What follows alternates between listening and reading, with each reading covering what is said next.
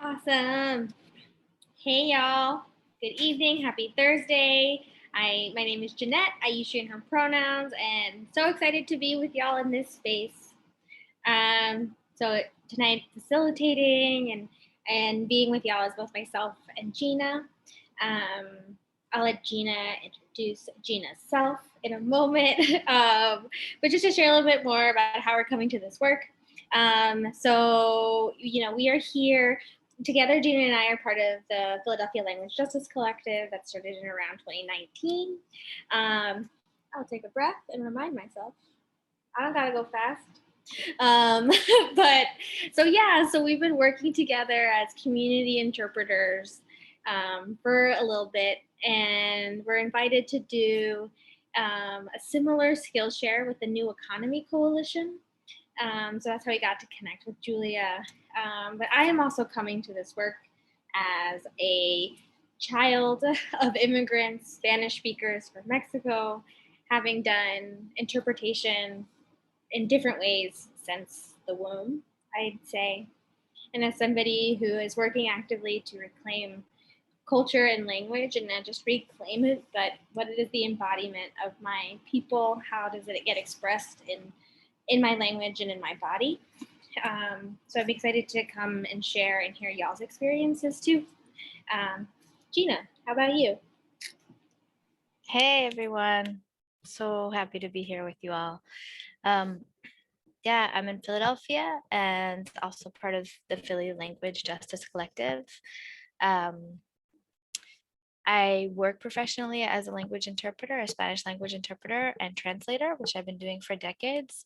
But I was thinking about this recently, like I've never done any formal training for that. Like I didn't go to college for it. I just like found myself little by little. I think a lot of people, I'm curious to hear what y'all have to say, but it's kind of how a lot of us start is like you find yourself kind of in this situation where you're like bridging different worlds and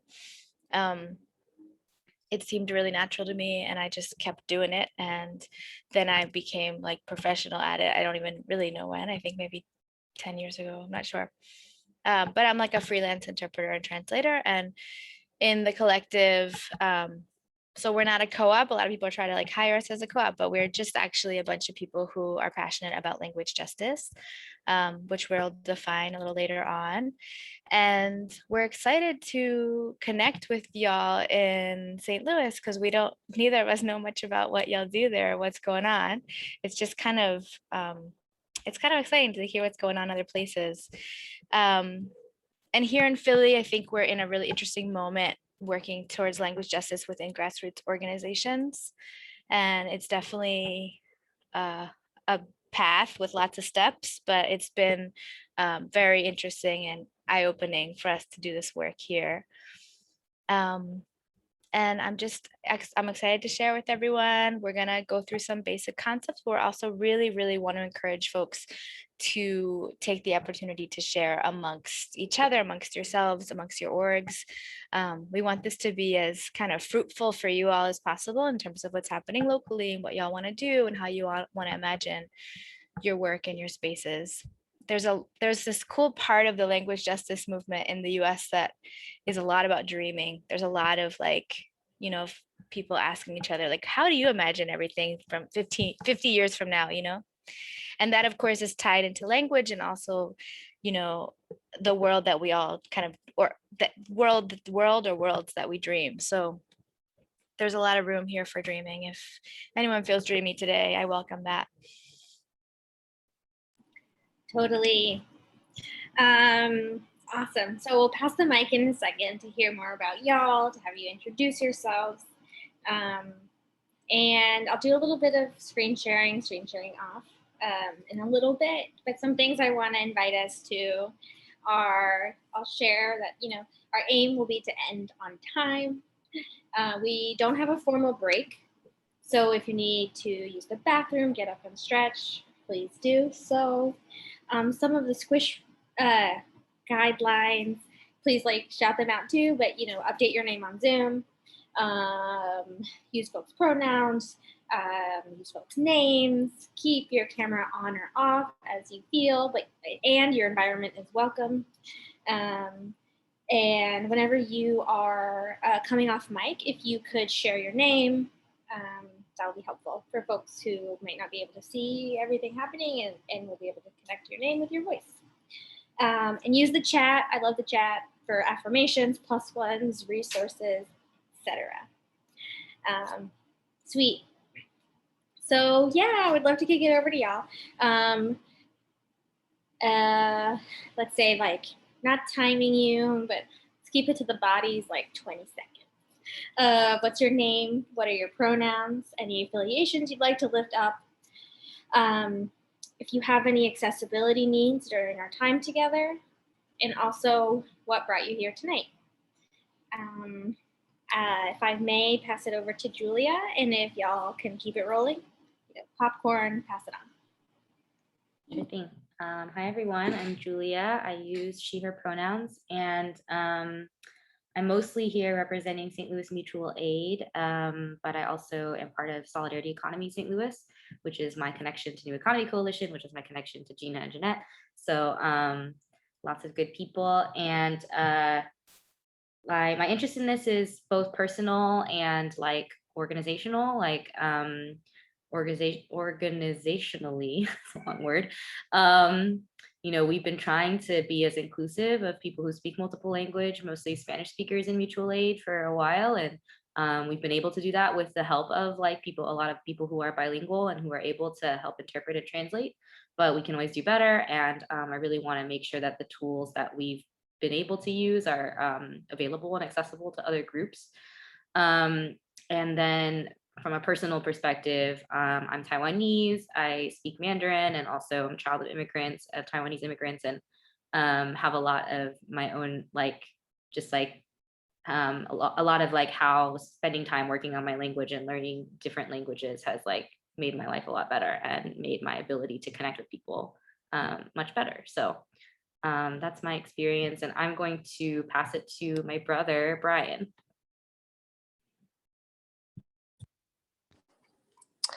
Hello, I'm Brian. I use he, his, him pronouns. I am a speech language pathologist in the St. Louis area. My interest in language justice, which I would be most interested in the workings of it, is my interest in foreign languages. I speak German and Mandarin Chinese. I feel that an English-centric world, or a world in which 6 or 7 major languages instead of the 4,500 to 5,000 extant languages now really does not do humanity justice.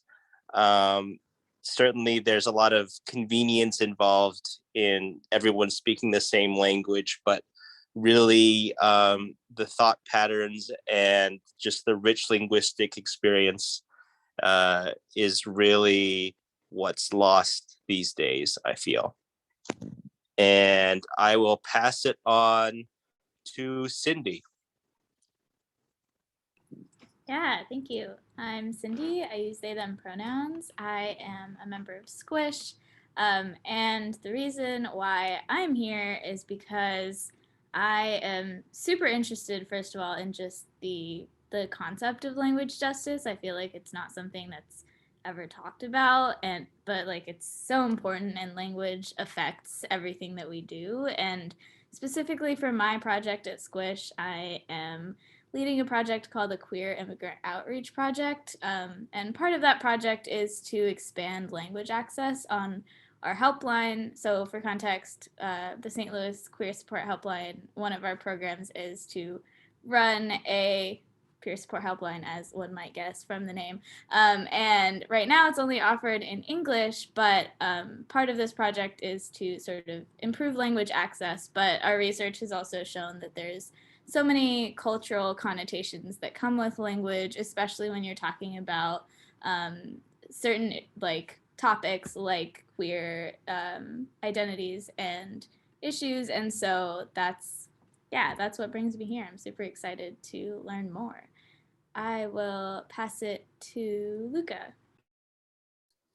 Thanks, Cindy. Hi, everyone. My name is Luca. I use they, them pronouns.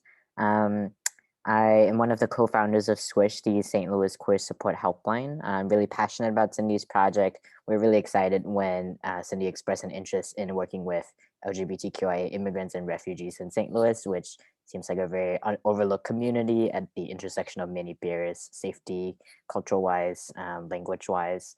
I think I'm also here as an immigrant from Singapore, which is a really small country in Southeast Asia.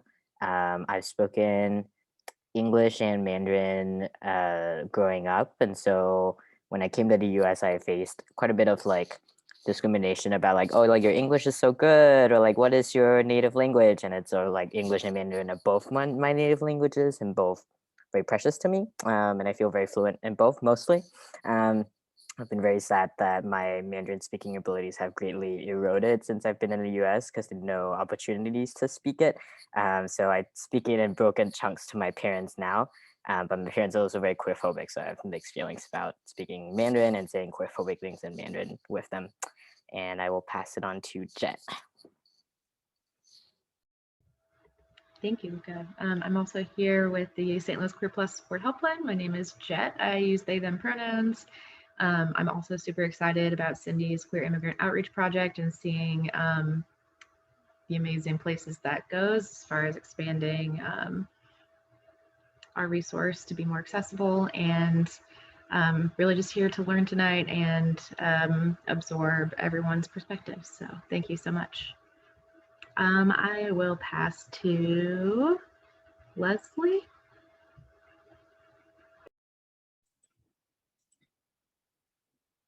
Hi, everyone.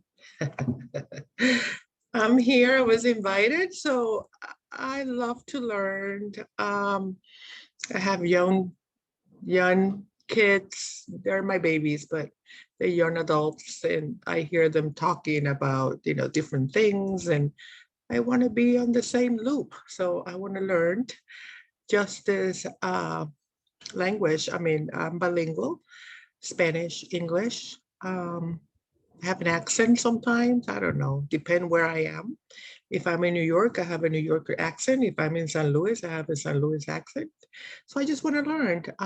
I saw this as an opportunity to learn and pass it out. So I work a lot in the community, helping children with different abilities as well, families in need, and I do a couple things. So it's an opportunity for me to be here and learn from you all.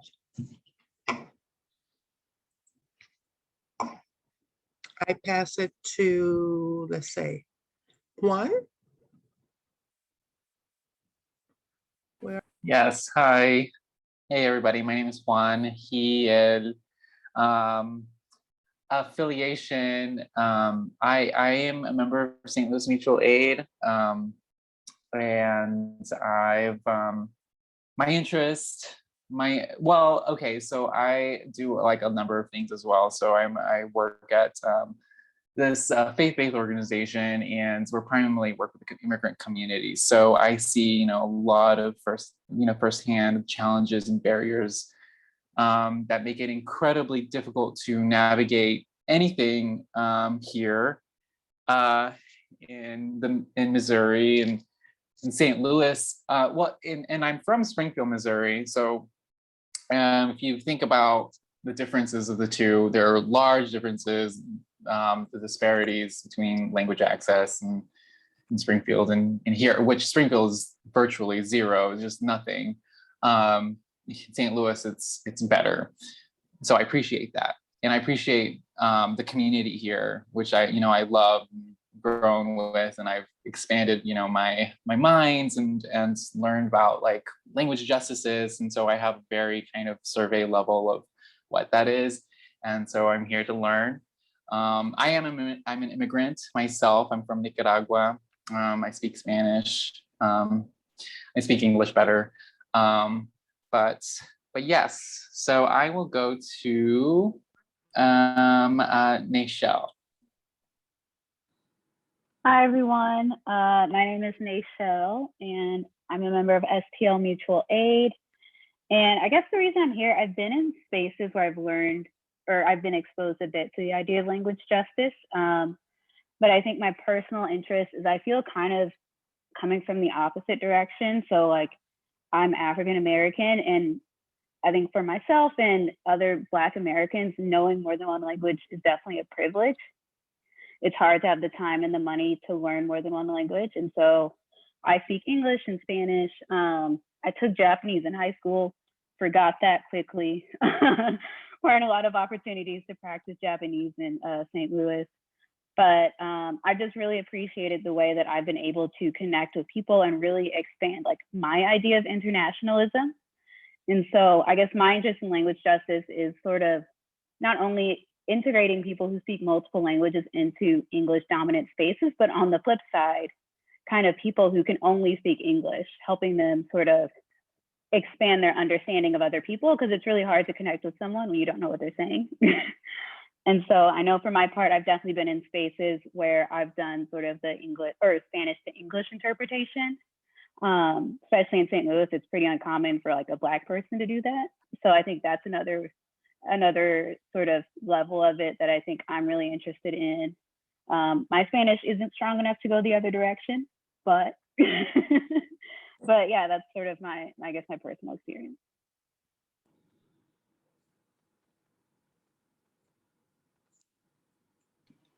Sweet. If I may, kick it off to Karen. Yeah, sorry, I muted myself when I was trying to pass it. Okay, well, thank you. Good evening, everyone. My name is Karen. I'm with the St. Louis Mutual Aid organization, and I work with a lot of the charitable churches, Jennings, Clergy Coalition, and the 27th Ward organization here. And I'm interested in the language justice 101, and I deal with a lot of families. Some of the families I have are Spanish speaking, and I speak English but no Spanish. So this is a learning curve for me, and I want to try to learn some of the Spanish so I can communicate with them better on a better level. And some of the more recent families I've come in contact with are from Africa and Nigeria. So I'm able to communicate on a little better level with them. But some of their needs are, these families have been victimized with COVID, and they have been victimized with, suicide and homicide victims. But, with these situations, their overall concerns that they have from the community is that they've been victimized, and they have funerals, and they have a hunger issue. So when you have a family issue, and you're hungry, and you've been victimized, and you have needs within your home, your family home, it doesn't matter what language you speak, that need is there. And I want to be able to communicate with them better to satisfy that need in the community and within their homes. So that is why I'm here tonight, so that I can be able to satisfy their concerns and their needs. And I want to be more of a useful tool for them within the community and within the churches. So that's why I'm here tonight. Thank you.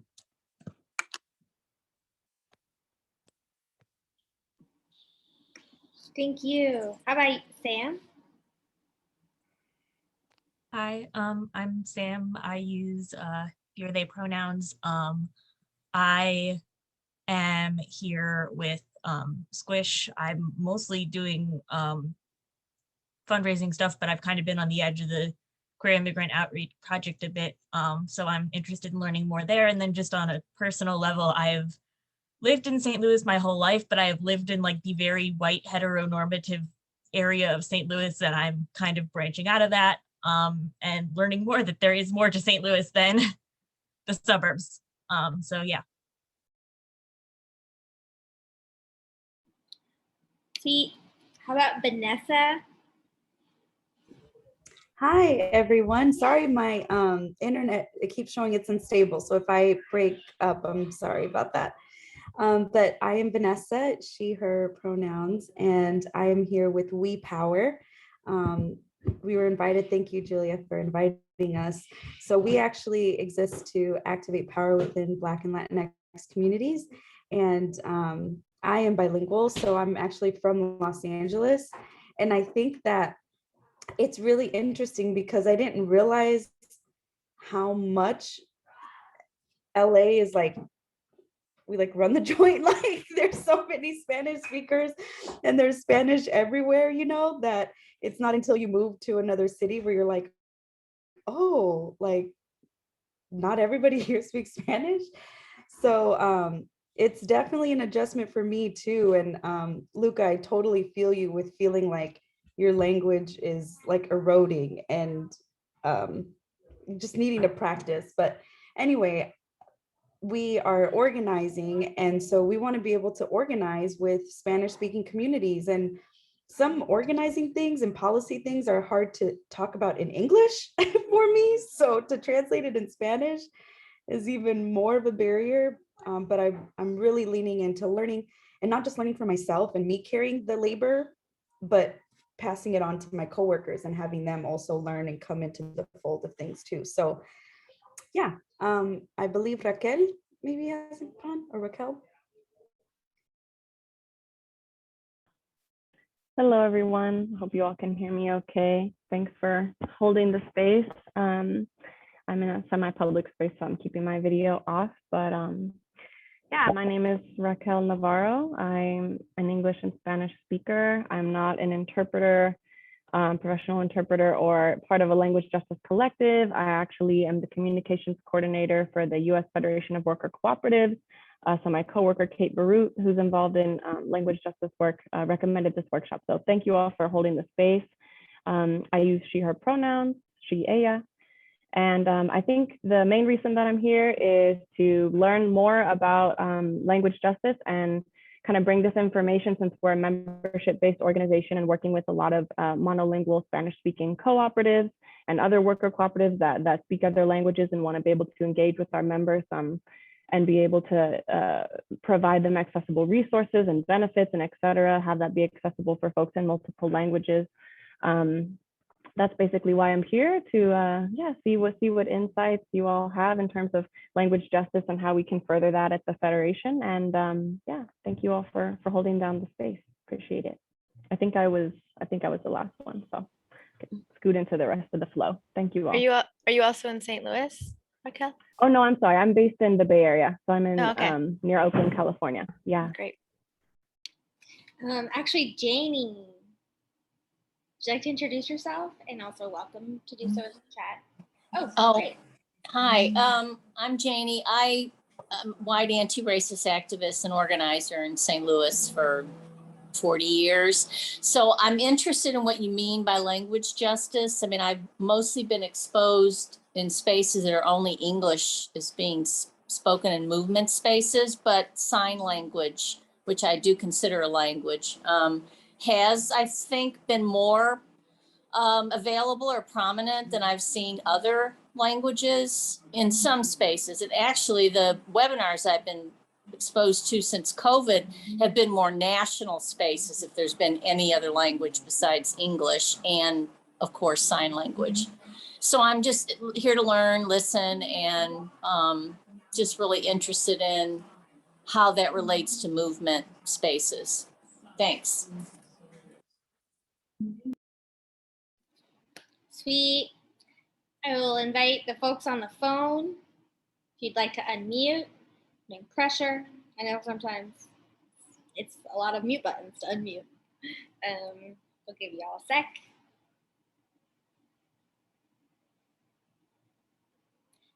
Woohoo! Okay. Number ending in 1658 and then 0910. Hi, I'm Julita. I am a retired English teacher, and that would give me a very colonial view of language most of the time, but I think I was very fortunate in our education that people were, I had teachers who really talked about this issue all the way back then. And then I got out into the real world and found out that those ideas aren't carried forward. And so I'm just interested to see what concrete actions could be taken there. Thank you. And I'm in St. Louis. Thank you. Awesome. And 0910.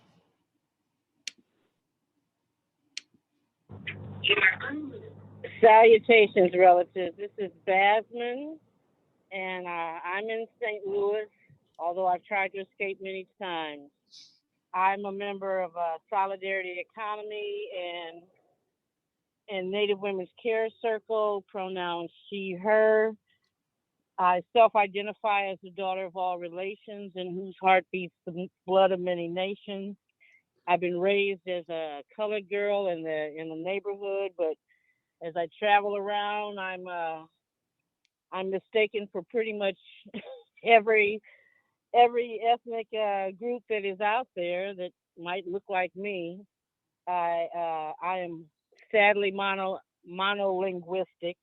I was pretty good at Spanish in high school, and I feel the people that are saying that if you don't have anybody to talk to, the language disappears. I've been blessed as being part of Native Women's Care Circle to learn some songs, words, and phrases in indigenous languages. And in the pre-Columbian times when we had hundreds of languages on the continent. And in that way, they say that if we use these words that our ancestors used, the ancestors come forward and can give attention for healing and blessing, healing backwards and forwards. I'm always looking for new ways that we can communicate with each other, share our stories, and appreciate our common humanity. I'm glad to be here. Peace. Thank you, Jasmine. So much goodness. Thank you all for sharing your experience. So dynamic. Cool. So, let's get into a little bit of content, really sharing some broad understanding around the language justice movement and struggle. And then we're going to go into breakout rooms in a moment. So actually, before I do that, I skipped a very important piece, which is acknowledging that I am speaking to y'all. Gina and I are both coming from what is the traditional territory of the Lenni Lenape. It's really important to acknowledge both, recognize and respect the indigenous stewards of our land. And so I also think it's important as we go and talk about language justice to acknowledge the struggle, fight, and resistance that indigenous communities have been fighting to keep their tongue, their language, their culture, and our shared breath. So if anyone would like to unmute and share about the indigenous communities that you're at, please feel free to unmute and speak out loud. Jasmine, I see your hand, or Julia. Oh, I was gonna pass it to Basman to do this because I think it would be great if you. Yes, here in St. Louis, it's a satellite community of Cahokia, which was a major trade route in pre-Columbian times. There were many peoples that traversed and resided in this land, most notably the Wazazi, who the colonizers have called the Osage, the Sac and Fox, the Kickapoo, the Pawnee and the Oto, many nations, even the Lakotas traveled through here and traded here in the pre-Columbian times. It is a deeply sacred place. And we're on Turtle Island. Everybody's on Turtle Island. Yes, thank you so much. So thank you. It's key. We're in a history of resistance, and as we get into content, try our best not to rush.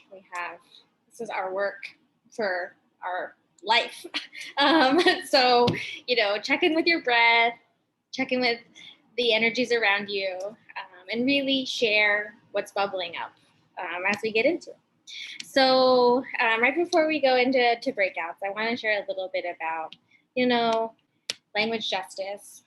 And what I hope as we do kind of this like intro set is to place ourselves in the work, how it connects to us personally, our interdependence on the language justice, and to acknowledge that it's just a lot of work. This is a continued set of actions that we are part of, that there are resources that have been created, and that we can commit ourselves to the practice of language justice through our movements, through ourselves, and through our organizational work. So just to get a little break, trying to see how to reorganize some thoughts. So I'll share my screen, more for fun.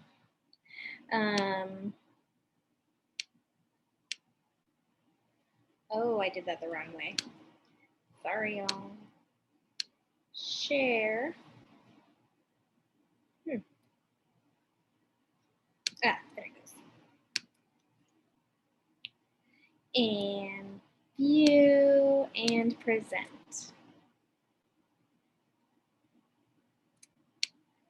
Awesome. So why are we talking about language justice? And this is from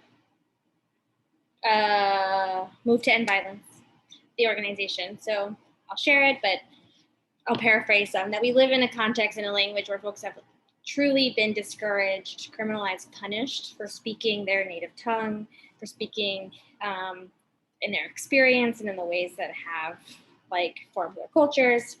And so this is an injustice to language. This is a dehumanizing way to strip us of our culture. Culture is one of the things that culture is one of those things that is both commodified and not. And language just on its own, without any other words on it, is a really sacred thing. So language justice allows us to disrupt the privilege and colonization, to challenge English dominance and Western-centered knowledge, communication, and leadership. And so I think it's so beautiful how we're all coming to this space with a lot of experiences of our own language erosion. That word hit so real. But really a way of combating the white supremacist capitalist way of doing business, centering the things outside of us, and not acknowledging that our cultures are our life sources and a resource on its own. So what I'd like to share too is that there are, like I was saying, there's folks who have been doing this work that are just throwing down, and then there's a ton of different resources. So all of these are hot links. Click them later and read all the guides and all the ways people are coming to it. But I want to highlight these 4 because they share the different ways that language justice has come up over the last 20 years, knowing it's much longer. So Highlander Center is an organizing institution, decades old in Tennessee. And in the 2000s, they made a big case. And I love that this is what the name of tonight's, so what they shared was the revolution will not be in English. What we're seeing now, the name of this event, is that the revolution will not only be in English. It's that there is that we need all of the languages. I think at that point it was, we're really struggling to push out of that dominance and acknowledging that there's actually a lot of layers. It will be in English, but it will not only be in English. Everyone has access, deserves access. And a reminder that everybody at some point needs interpretation, needs language justice. So both the Highlander Center and the Center for Participatory Change, this next piece, really focused on training social justice interpreters, using the interpreter as the vessel, as a way to really connect and build movement. I think that continues to be true, and they're really developing the same rigor of community interpretation that you would find in a hospital. That like sharing language and being that interpreter has is a commitment and builds movements. And so some of these other resources, like Communities Creating Healthy Environments, and their resources, they really dig into like our multiplicities. They've added that culture is language and that it is really important. And then the same with Soul Fire Farm. They've added the language of the land, the language of working with our hands, our actions, as another layer of returning or building language justice practices. And so I also want to highlight these little bits around still what is it?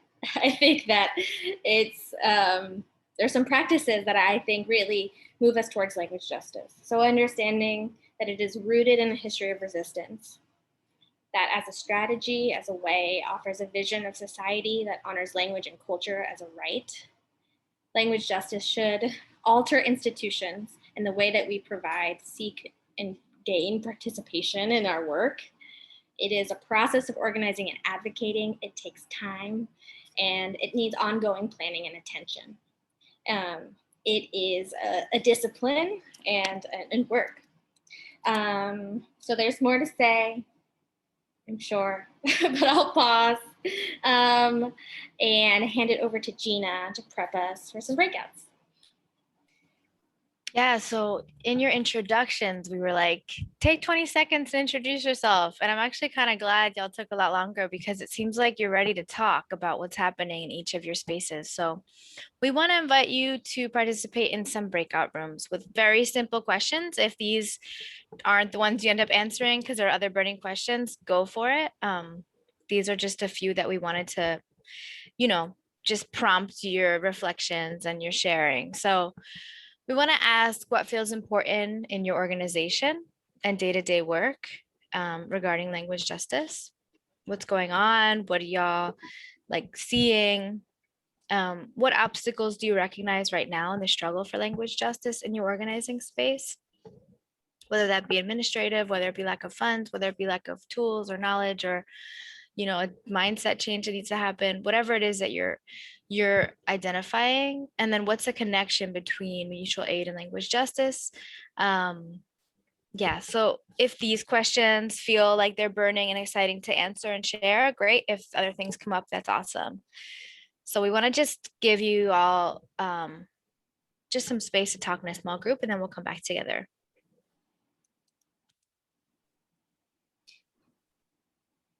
And I'm assuming the folks on the phone can go into breakout rooms. You might need a repetition of these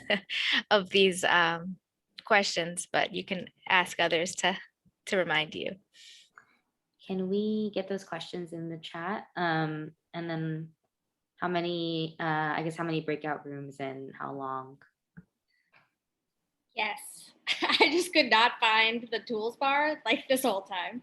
I will definitely drop them in the chat. How about we do 4 groups and 5 minutes? Does that work, Gina? Yeah. Sweet. So we're getting to free to introduce yourself, and we do 4 groups. Should be 2 to 3 people. Cindy or Jet, was one of y'all doing that? I think co-hosts can't actually make breakout rooms, so it's only the host. Oh, okay. I didn't realize that. Okay, we'll do that now. You said 4 rooms. Okay. And we'll make it. I don't know why it's not letting me do this. Okay. It just automatically did 10 minutes, but we'll do 5 minutes.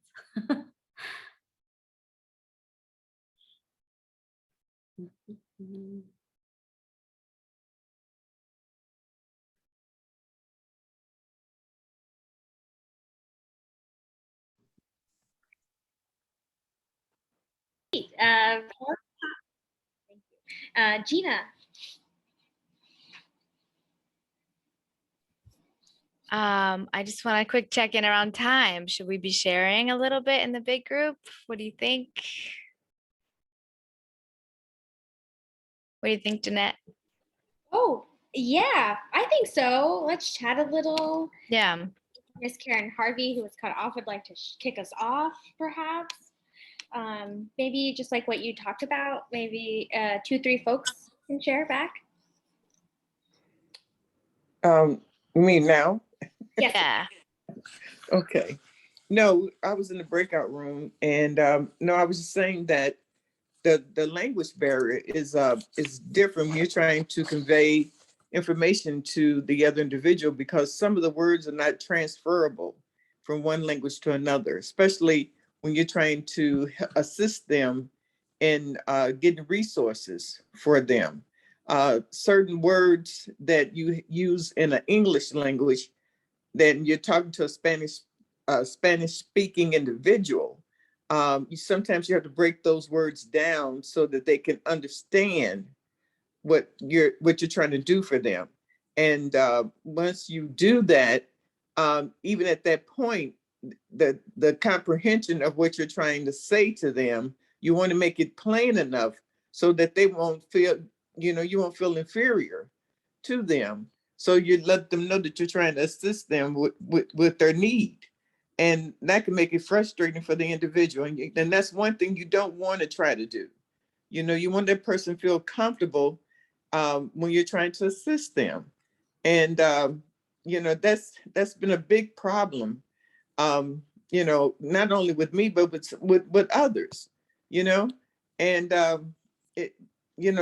feel that we have to be very conscious and consistently when we're talking to an individual, because you want to make them feel comfortable when you're interacting with them, and allowing them to understand that you're trying to assist them, and get that type of trust interaction going both ways.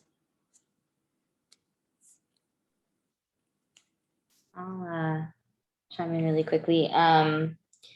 Some of what came up in our breakout, Luca and Janie were sharing, was just like the time and the resources and the capacity needed to make this stuff happen, and how that can be really overwhelming or just like feel really out of reach. And I think that for me kind of like ties perfectly into like why I wanted to have this workshop, because like after attending the intro that you all led, it was overwhelming. Like I was like, oh my God, there's so much more to think about than just like language and interpretation in Spanish, which already feels like difficult to do. And so that's why I was like, I need to help. Like I want to reach out to other organizations in the St. Louis area that like care about this, or that also feel maybe overwhelmed, and like figure out like what are things that we can do together, whether it's like going for funding on these kinds of things together, or just like even basic things like we are already paying extra on our Zoom to use the interpretation. Like if other organizations wanted to use our account to do that, that would be cool, but it's not, I think most people in St. Louis don't even know that that is a feature, so there's just like so many steps to get there. And I really feel like it's only going to be possible if we're all like working together on it. Otherwise, like no single organization could like hold all of this stuff. I just want to add that, for interpretation, what I find in the organization that I work with, sometimes is ignored, the importance to have an interpreter that is equipped or trained to the interpretation, because a lot of people, even though they speak, let's say, the language Spanish, that doesn't mean that that person has the ability to do interpretation. Interpretation can be something that can intimidate. Ms. Karen mentioned the trust, and I think that's a key word. And if you are doing this type of work and the person that you are helping doesn't feel comfortable, or what is the word I'm looking, confident that what you're interpreting and translating, is accurate, I think you lost a lot. So Right. A lot of the organization don't give the credit, to pay or do that, because it happens a lot in schools, in the medical field. they don't provide that. At least the law. It's the law. The law says that for people that need services in education and health, it's the law. It's the law that protect people that if they need an interpreter, they have to provide it. Mhm. Does anyone else want to share what you all talked about, or should we get into some terms here? Because I hear them already starting to be said. Anyone else feel like they want to share what's going on, frustrations or desires? I guess I can just very quickly, one of the things I talked about is kind of when you're like a provider, I guess. So saying at my job, I find myself in this catch-22 where I can understand Spanish perfectly well. And like, not to be crass, like I feel like I just sound stupid in Spanish. Like anyone working with me would probably just be like, who are you? And so there are better places to send people, and it's harder to integrate language services into more English dominant spaces when there are already places doing that better. And so I guess that's kind of, I don't know if that makes sense, but that's kind of, I think, where some places are. It's like, if there's a place you can go that does this, I'm going to send you there. But then it's hard to feel like speakers of languages that aren't English aren't being integrated into sort of like larger communities. It's hard to mingle when you're like, okay, like here's a place doing it better. I don't want to take away from that. I don't know. So that was just a lot of personal angst I had. And I don't know if that really makes sense, but I know like myself as a provider, that's something where like I find that issue is like, I don't think I can inspire trust in someone because hearing me speak Spanish, I wouldn't trust me, you know, when there's someone way more fluent that they could speak to.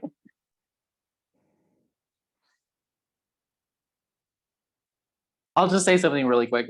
So I mostly complained in my big breakout group. I just talked about, you know, the system and how the system just screws everyone over, and how incredibly difficult, and just in my everyday, day-to-day interactions with people, and how they continually just get screwed over like all of the time about, specifically, I mean, in when I work with like I work in housing, and so right now housing is like it's like, I don't know, it's doomed, and that's how I feel.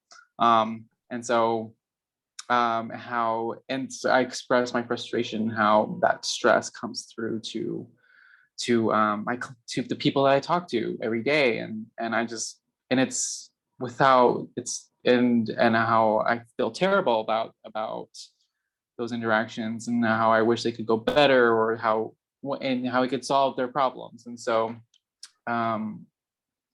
yeah, that's how that's what I said.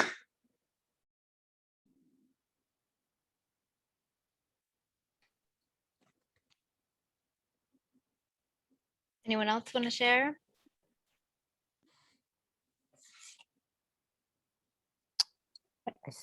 Oh, go ahead, Luca. I just wanted to agree with what Julia said about kind of consolidating resources in the area. We've been kind of going at it alone in the past 2 months, and it has been very difficult. I think it makes a lot of sense to collaborate both on the small things and the big things. Small things like sharing like interpretation tools, or sharing leads about like resources, and yeah, like I feel like cutting costs that way. And then I think also in the sort of like broader sense of sharing knowledge, morale, and like direction. And a lot of nonprofits we talk to in the immigrant and refugee service provision sphere, sort of like they're all large enough to have their own in-house folks, or they have a contract with LAMP, which is like one of our biggest local interpretation and translation services. But Squish is just not big enough or well-funded enough to do that. And so we're sort of seeing like the well-funded orgs that are more professionalized have better language access, but then it sort of cuts, I feel like, a lot of grassroots orgs who maybe have like a few bilingual volunteers on board but can't afford to do it full time. So just want to echo that, and would love to explore areas for collaboration. And then I'm going to give it to 0910 who has their hand up.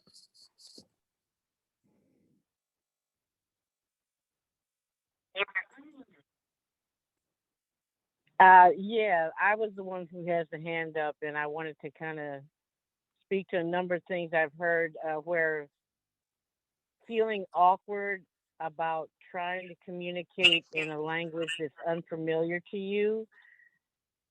I kind of feel that sometimes uh, some is better than none. And if you're trying to make an effort at all, that collaborative communities, more bringing more people in to widen the circle, because there's so many cultural and colloquial leanings that are on language, even amongst the English language. If you're speaking to some people in some regions of the country or who have a particular interpretation of society, you could really be upsetting them or not creating an atmosphere of trust simply because you don't know what that cultural tradition or what that experience has been.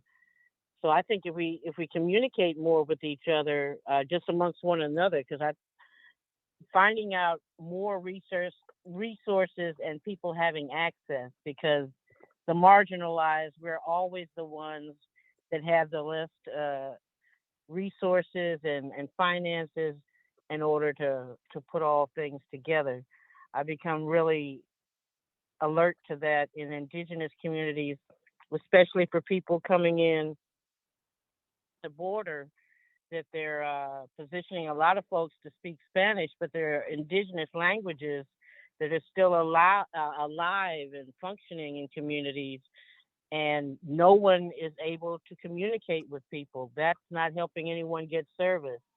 And indigenous languages, they're trying to revitalize some languages, and COVID has wiped out so many speakers.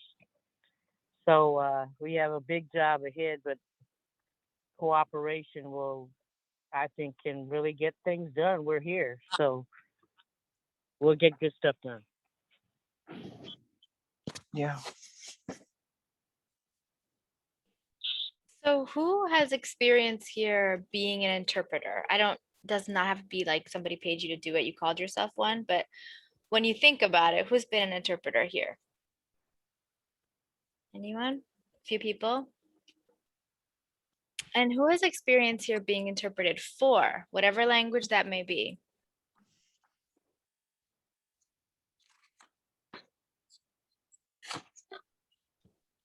Or participating in an event where there's been interpretation? Okay. Or listening to interpretation. So when we talk about multilingual spaces, somebody mentioned sign language. Somebody else was talking about, within the same, just one language, there's all different variations. What are multilingual spaces? Anyone want to offer an idea?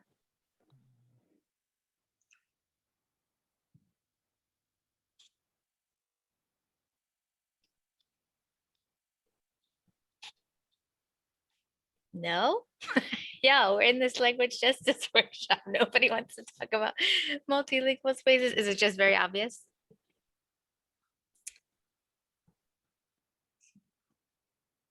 So we talked about language justice kind of like, we have these kind of unspoken ideas that English is the dominant language, or that certain types of English are a dominant language. Everyone else who doesn't fit into that code or doesn't speak that language fluently or feels awkward when they're speaking it, or doesn't, all the other ways that we come to, not being in that center, everyone else gets pushed to a margin, right? And we talk about language justice as working against that domination of like Western European and English dominant spaces. And when we talk about interpreters, we're talking about like translation, but orally. So sometimes we kind of confuse the terms, right? Translation is usually used for written documents, and interpretation is like verbal. We have consecutive interpretation. Has anyone here seen or heard consecutive interpretation? I haven't. No. So like one person speaks in one language and the interpreter interprets it in another language, and then the other person speaks in the other language. So we're all we're all hearing both languages.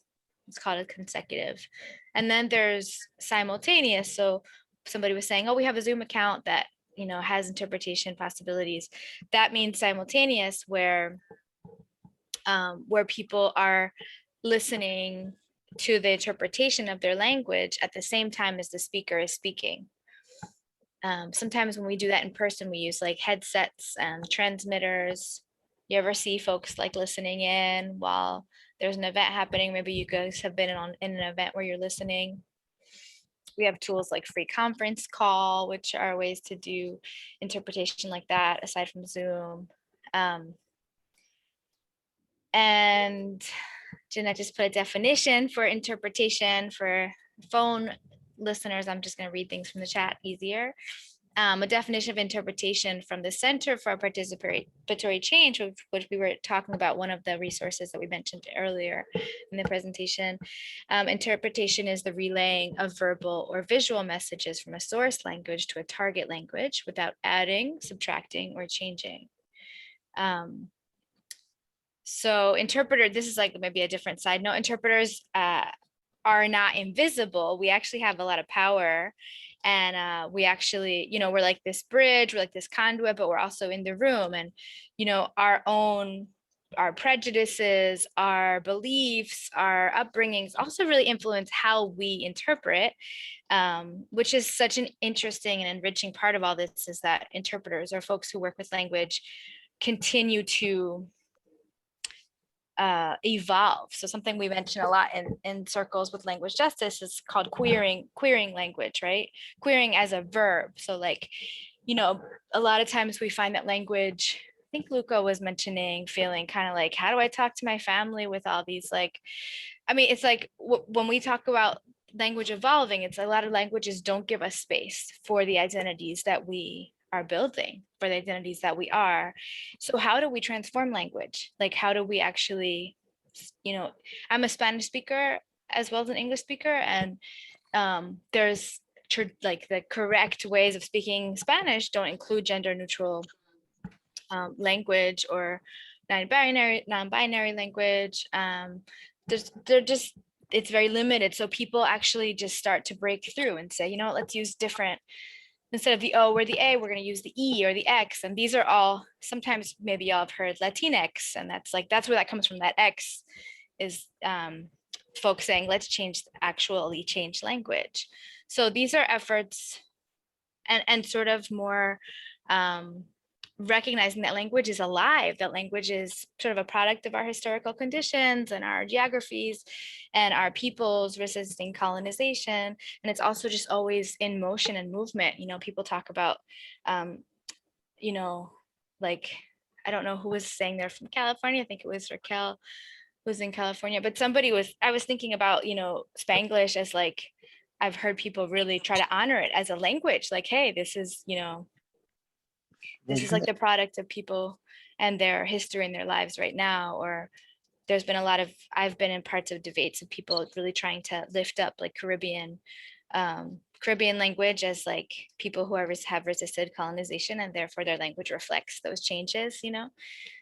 Same for Black English. And so there's all these, like, when we can talk about, okay, what does it mean to really expand the definition of language and keep it growing like a plant that's breathing and that's alive and has different branches and different roots. And I'm just going on a tangent here. So I want to ask y'all, so why do you think language work is so often overlooked?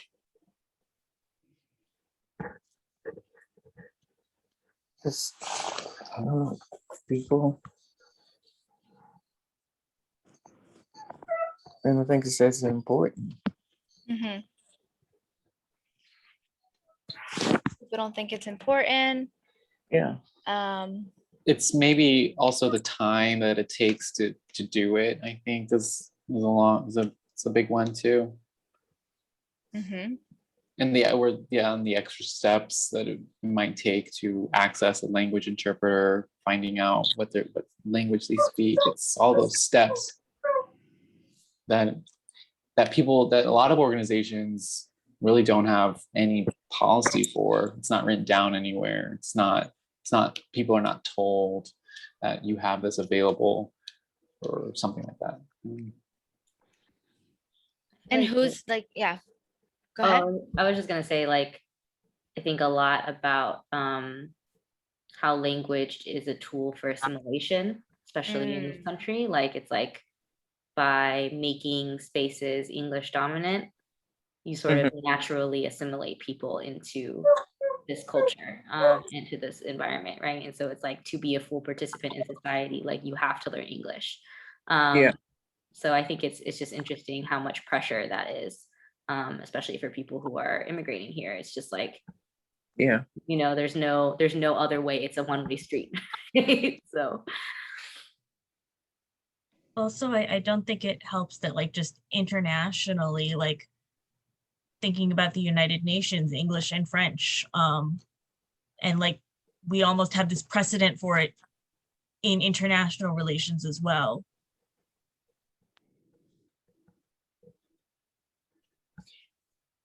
And what do you think, who has historically done this work of language interpretation, translation, bridging? Like, who's code switching? Who's historically done all that work? Yeah.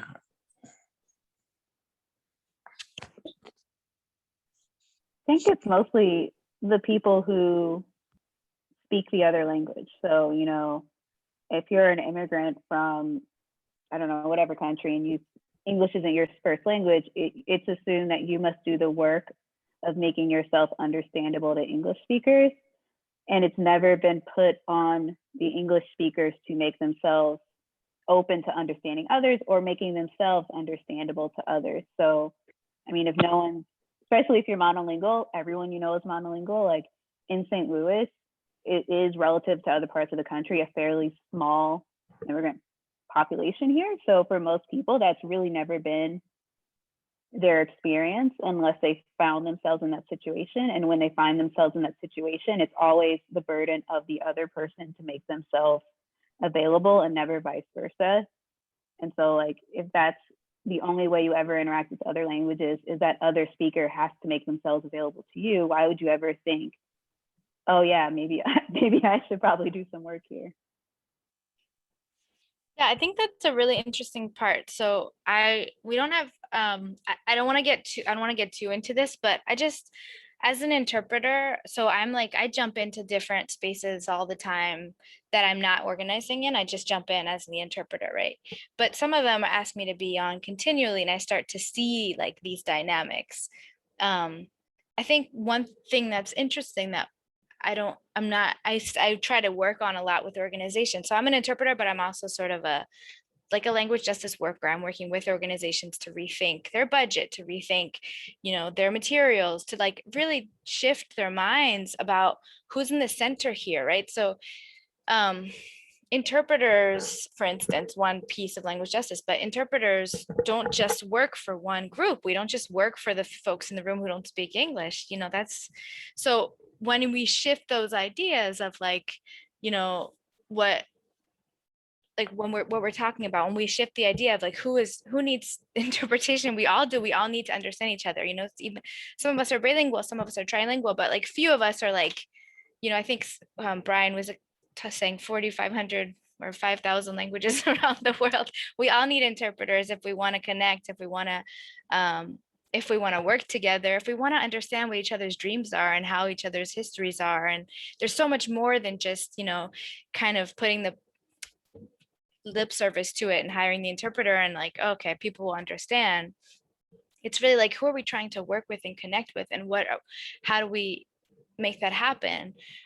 So often community interpreters are volunteers or are people who are not seeing that they have enough support or funding, training, and compared to like hospital workers, court interpreters, hospital and court interpreters who have like a status and a training and a certification. And it's interesting to ask ourselves this question, like, why is there a certain population that is not getting quality service or consideration? Or I often am in meetings and events where the tech piece isn't working well, and the facilitator will just say, let's just move ahead. And you're like, wow, there's like a whole group of people who are not in this meeting right now.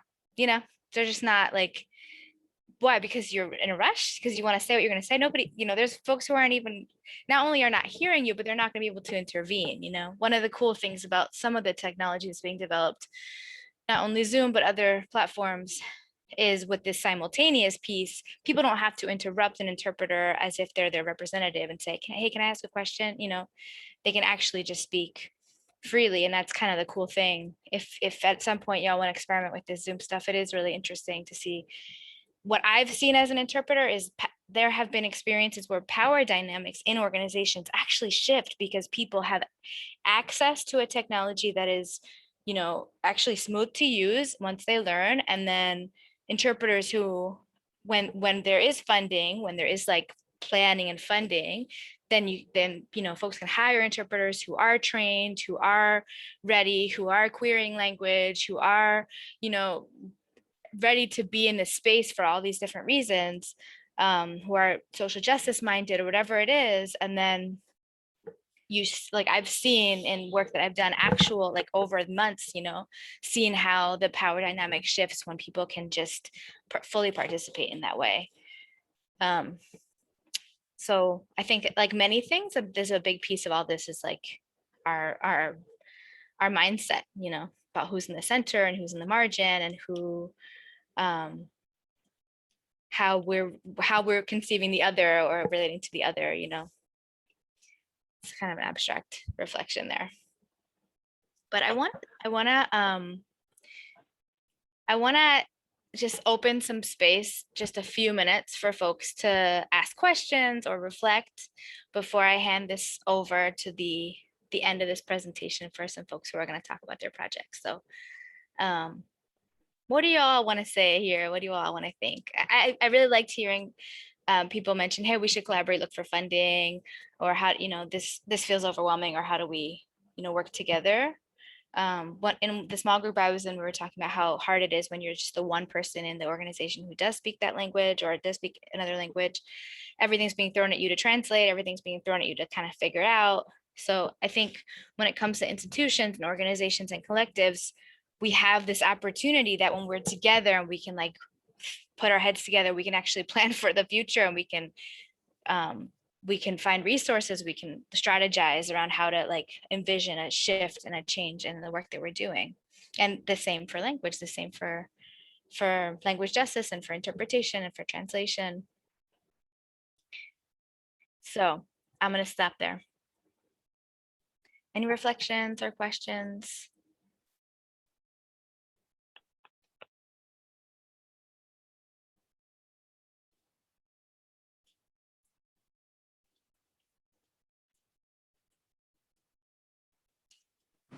I would just say, like, thinking about it, I would say that I think one factor in a lot of organizations and individuals not really thinking about language work is that a lot of times it's thought of as the medium of exchange. So at the medium of information exchange.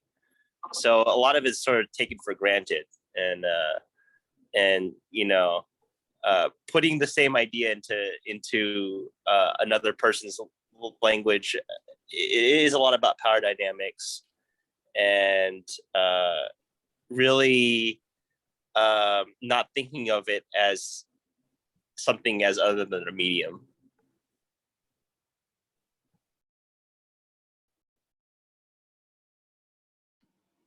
Right. And I would imagine, and this is what I seem to see, is like people who are, you know, comfortable in English, fluent, comfortable, don't have the experience often where they don't understand what's being said around them, where they don't feel like they can intervene, where they're shy, where they're uncomfortable, where they're self-conscious, where they're questioning every single thing that they, you know, all those things that come up emotionally when you're struggling with a language often is an experience that so many people have. But when you've never had that experience, maybe it is harder to think, okay, how do we, you know, how do we design this organization or this meeting or this event? There's you know, it's not about being perfect. These are steps that we just have to start walking. They can be small steps. We can lean on each other. We can ask for support. We can call our friends in Philly.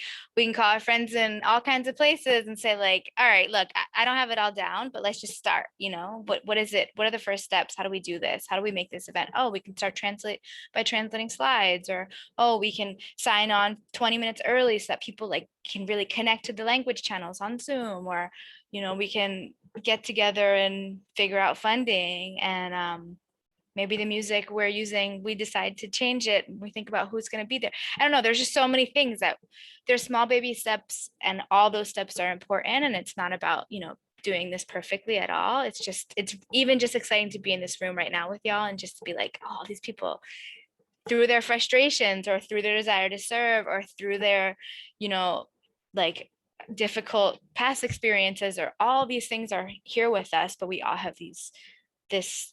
I'm really excited to see everyone talking about this. Want to hand the mic to Jeanette for a minute? Yes.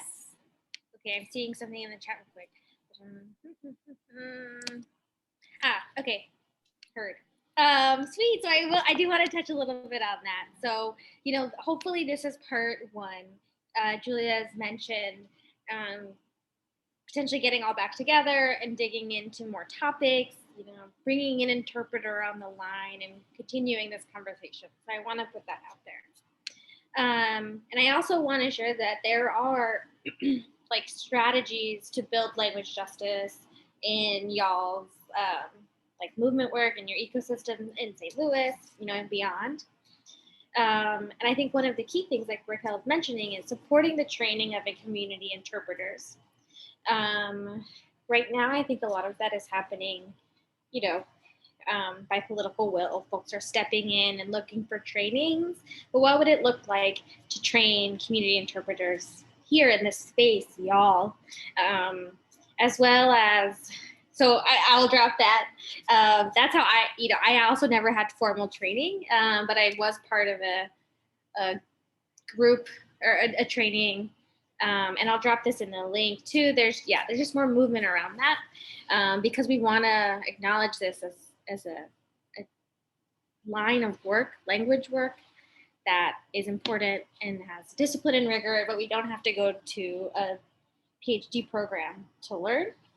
And so, you know, there are strategies for building up more LJ ways, and perhaps, you know, we'll share a little bit more via email. You know, please fill out the feedback form. That'll help us know what resources you might need. But yes, so, and really just to share another like just note, just more fully, is that we all have a role to bring to create language access and justice in our spaces. And so Gina mentioned that earlier. So we all have a role, and it can be really impactful. Like building direct participation is like what we want, like folks to feel like they belong.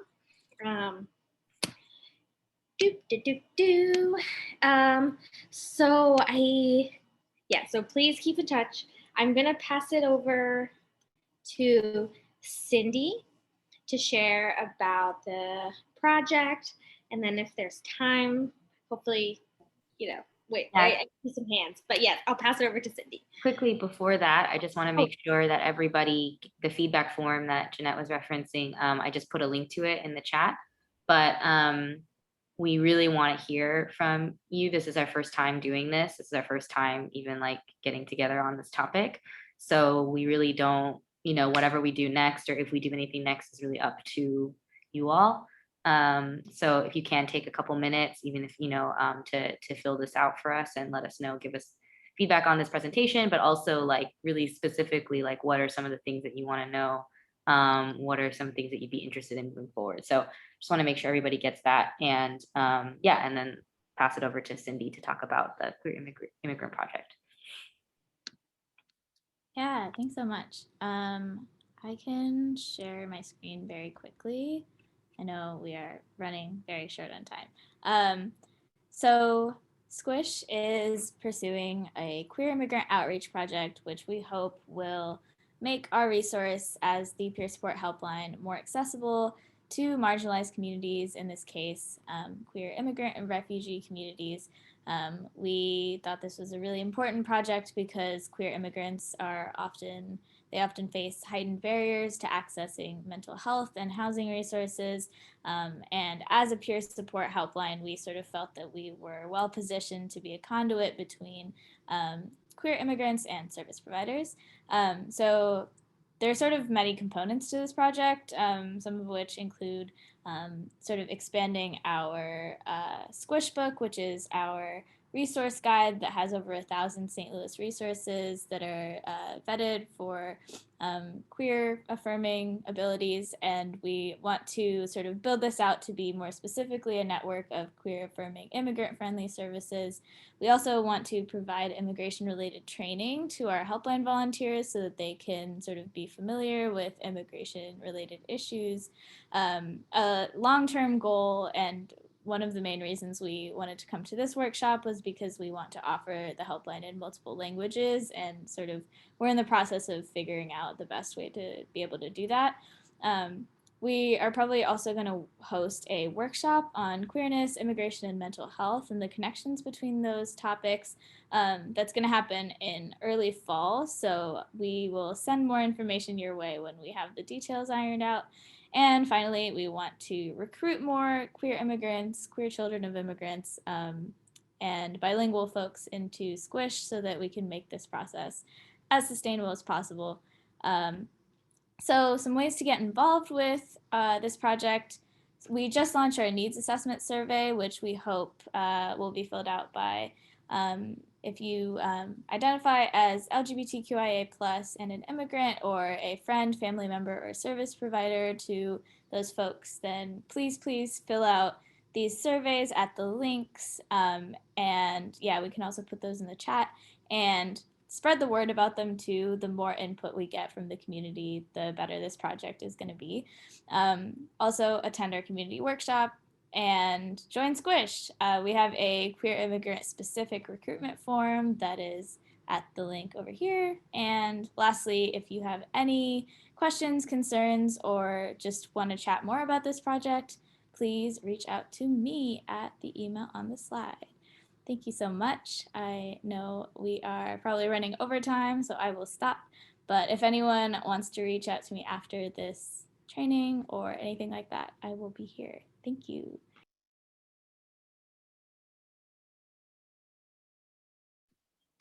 Awesome. Thanks, y'all. Is there any more announcements, Julia?